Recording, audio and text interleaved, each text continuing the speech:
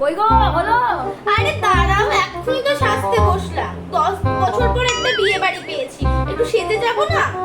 সেই 7টা থেকে শুরু করেছো, এখন কটা বাজছে? 9টা বাজছে। কটা আর বাজছে, যাবো একটু পরে। দাঁড়াও, সেজে নি, আমাকে সুন্দর লাগতে হবে।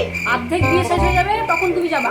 বিয়ে শেষ হলে হবে? বিয়ে দেখতে যাচ্ছি নাকি? নিজেকে সুন্দর করে সেজে বিয়েটা যেতে কি হবে। তোমার না ওর? সে যারই বিয়ে হোক না কেন, আমাকে সব থেকে বেশি সুন্দর লাগতে হবে। তবু না তো, তোমরা আর কি বুঝবা মেকআপে? একটা ক্রিম মেখে চুলটা আঁচড়লে হয়ে গেল, মেকআপের কিছু বোঝো? ওই তো ছাইপাস মাখো মেকআপে।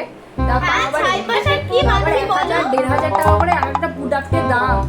তোমরা যেন কিছুই মাখো না, লিপস্টিকটাও পরতে দিচ্ছ না ঠিক করে। ও করতে হবে না, চলো চলো চলো। এইভাবে যেতে পারবো না।